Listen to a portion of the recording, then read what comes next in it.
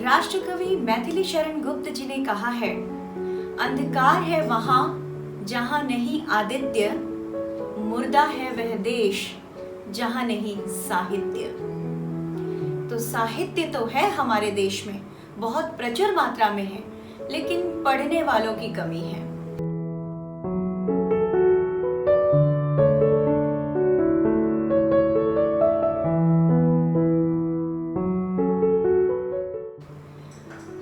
नमस्कार, मैं डॉक्टर रक्षा मेहता अपने चैनल हिंदी भाषा ज्ञान में आप सभी का स्वागत करती हूँ। आज का हमारा विषय है रीडिंग हैबिट्स, यानी कि पढ़ने की आदत। किसी भी पढ़े लिखे व्यक्ति की पहली पहचान होती है पढ़ना। वह पढ़ता रहता है, तभी पता चलता है वह वास्तव में पढ़ा लिखा है।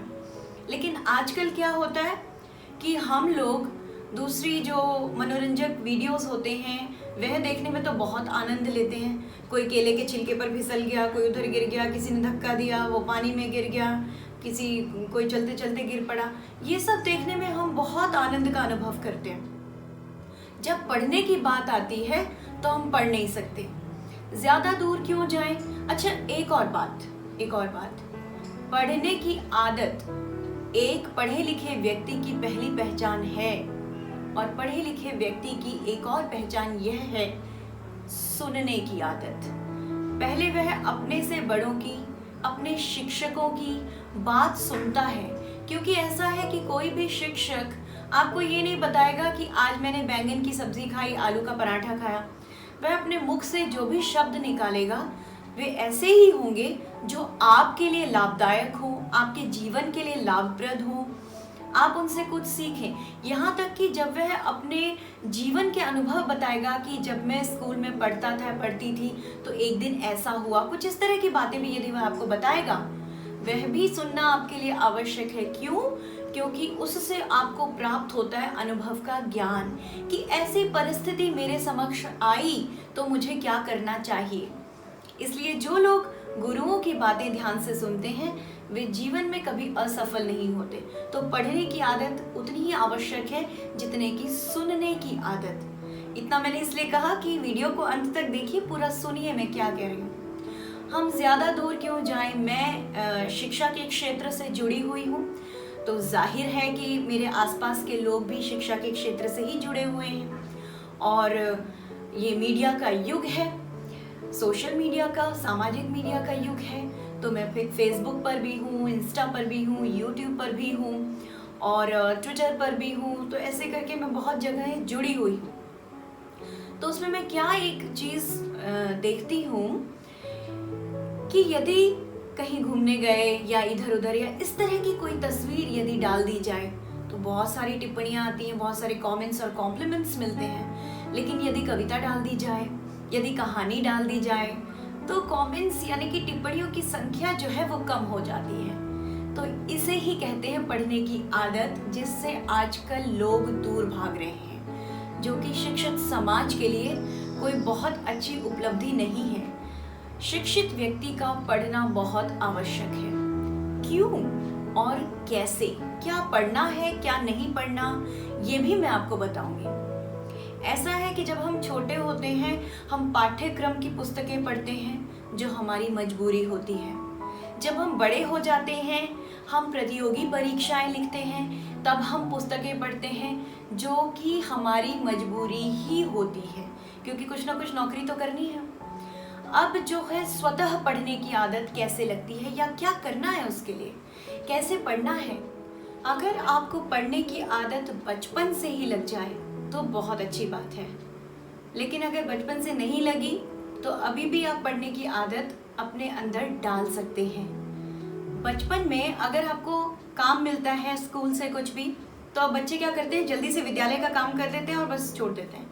जिस दिन गृह कार्य नहीं मिला उस दिन किताबों को खोलते ही नहीं है। छुट्टियां हो गई 3 4 5 दिन की, किताबों को खोलते ही नहीं है। तो एक नियम बना लीजिए कि जिस दिन हमें विद्यालय से कोई कार्य नहीं मिलेगा, जिस दिन छुट्टी होगी, उस दिन भी कम से कम 1 घंटा हम पढ़ेंगे जरूर। पाठ्य पुस्तक पढ़ते हैं, बहुत अच्छी बात है। पाठ्य पुस्तक पढ़ने का मन नहीं कर रहा है, तो कोई भी कहानी पढ़ लीजिए। फिल्में देखने का मन तो करता है ना, तो उसमें भी कहानी ही होती है। कोई कहानी पढ़ लीजिए, कोई कविता पढ़ लीजिए, हिंदी की कहानी पढ़ लीजिए, अंग्रेजी की कहानी पढ़ लीजिए। उससे ये होता है, आप पूछेंगे मैम उससे क्या होगा? उससे ये होता है कि जितना ज़्यादा हम कहानी कविताओं को पढ़ते हैं उतना ज़्यादा हम सीखते हैं लाइफ स्किल्स यानी कि जीवन कौशल, उतनी ज़्यादा बढ़ती हैं हमारी थिंकिंग स्किल्स यानी कि चिंतन कौशल। हम कुछ पढ़ ही नहीं रहे तो हमें पता कैसे चलेगा कब कहाँ क्या सोचना है?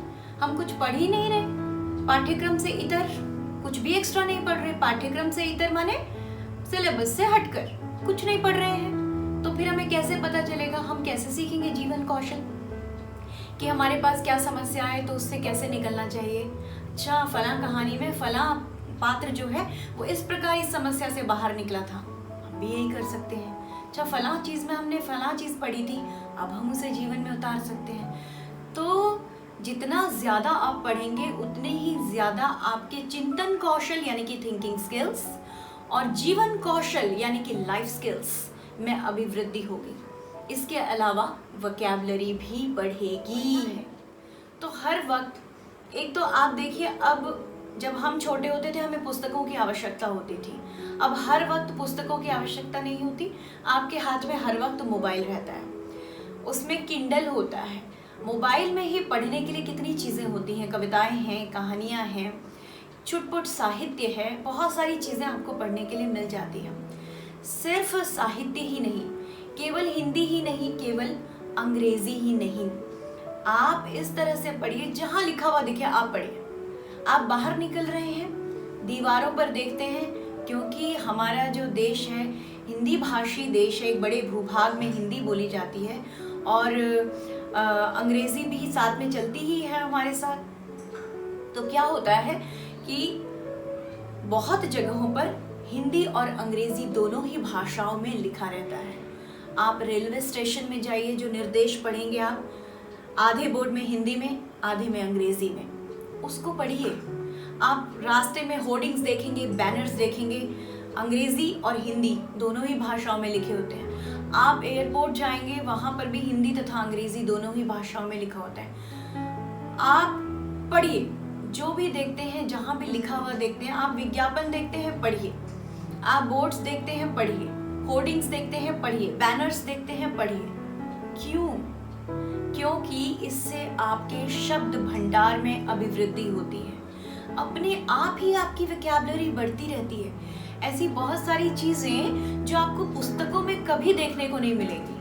आप शायद ना देखें कि एंट्रीज माने प्रविष्टियाँ होता है, आप शायद बुक्स में ऐसा ना पढ़ें, आप शायद पुस्तकों में ऐसा ना पढ़ें कि इंजीनियर माने अभियंता होता है। ऐसी बहुत सारी चीज़ें आप रास्ते में, मैंने ऐसे ही सीखा है। जब रास्ते में निकलो तो मान लीजिए हम कभी कहीं इंतज़ार कर रहे होते हैं, कभी प्रतीक्षा कर रहे होते हैं, कभी हम जो है किसी वाहन से सफ़र कर रहे होते हैं जिसमें कि हम पीछे बैठे हैं कैब में, हम कुछ नहीं कर रहे, तो उस वक्त हम बाहर देखकर मोबाइल में घुसने के बजाय हम बाहर बोर्ड्स और होर्डिंग्स को पढ़ते हुए जा सकते हैं। और यकीन मानिए इतना लाभकारी ये सिद्ध होता है। और सच में आप ऐसा करके देखिए, 1 साल आप स्वयं से पूछिए या मुझे बताइए, टिप्पणी बॉक्स में कमेंट सेक्शन में लिखकर मुझे बताइए क्या ये लाभदायक सिद्ध हुआ, क्योंकि ये मेरा व्यक्तिगत अनुभव है। तो इस तरह जब आप पढ़ने की आदत, जब आप कक्षा 9वीं और 10वीं में जाते हैं, 11वीं 12वीं में होते हैं, जब आप प्रतियोगी परीक्षाएं लिखते हैं, तब बहुत सारे शब्द अंग्रेजी के आपको समझ में नहीं आते, उनका हिंदी अनुवाद लिखा होता है वहाँ पर।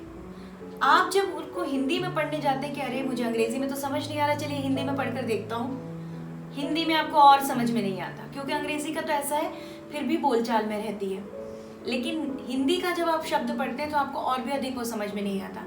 जब आपको उस शब्द का अर्थ ही समझ नहीं आया तो आप लेखन करेंगे कैसे, प्रश्न का उत्तर देंगे कैसे? ठीक है, 9वीं 10वीं 11वीं 12वीं कक्षाओं में कम से कम 30% यानी कि 30% आपका होता है लेखन भाग, जिसमें है सृजनात्मक लेखन यानी कि क्रिएटिव राइटिंग। वो आप जब पढ़ेंगे ना प्रश्न, आपको कई बार समझ ही नहीं आएगा, क्योंकि आपका शब्द भंडार संकुचित है, सीमित है। उसको बढ़ाने के लिए पढ़िए, खूब पढ़िए। कैसे और क्या पढ़ना है ये मैंने आपको बताया। आप समाचार पत्र पढ़िए, अच्छे समाचार पत्र पढ़िए, हिंदी के भी और अंग्रेजी के भी। हर रोज 4 से 5 समाचार आप पढ़ लीजिए। बहुत ज़्यादा सब कुछ पढ़ने की ज़रूरत नहीं है, इतना आप पढ़िए। देखिए आपके शब्द भंडार में कैसे अभिवृद्धि होती है, क्योंकि जब हम बड़े हो जाते हैं ना, तब हम हर चीज़ रट नहीं सकते, तो तब यही पढ़ाई काम आती है। और जब आप और बड़े हो जाते हैं तो भी पढ़ते रहिए, क्योंकि ज्ञान की कोई सीमा नहीं होती। इसलिए पढ़ने की आदत बहुत ज़रूरी है। मनोरंजन भी आवश्यक है, देखिए हंसी मजाक वाली वीडियोस भी, लेकिन ऐसा नहीं कि 1, 1.5, 2, 3 घंटे आप वही देख रहे हैं। आधा घंटा निकाल कर पढ़िए समाचार पत्र, पत्रिकाएं। और जो मैंने कहा कि ये शब्दावली जो कि होती है गणित से संबंधित, जो कि होती है सामाजिक विज्ञान से संबंधित, जो कि होती है विज्ञान से संबंधित, ज्ञान से संबंधित, अर्थशास्त्र से संबंधित, ये इस तरह की शब्दावली आपको कहीं कहीं पढ़कर आप स्वयं सीख जाएंगे। इतना आप पढ़ेंगे, हिंदी अंग्रेजी के बोर्ड्स, होर्डिंग्स इधर उधर लगे हुए, कि आप स्वयं सीखेंगे। तो जहाँ भी लिखा हुआ देखते हैं उसे छोड़े नहीं, उसे पढ़िए ज़रूर। और फिर मुझे बताइए क्या आपके शब्द भंडार में अभिवृद्धि हुई है। तो ये वीडियो आप लोगों के लिए मैं आशा करती हूँ कि लाभदायक सिद्ध होगी, लेकिन तब जब मेरी कही हुई बात का अनुसरण आप करेंगे, आप फॉलो करेंगे मेरे दिए गए निर्देशों यानी कि इंस्ट्रक्शंस को, तभी आपके लिए यह फायदेमंद सिद्ध होगा। हिंदी संबंधी अन्य ज्ञानवर्धक वीडियोस लेकर मैं आप सभी के समक्ष पुनः उपस्थित होंगी। तब तक के लिए सीखते रहिए,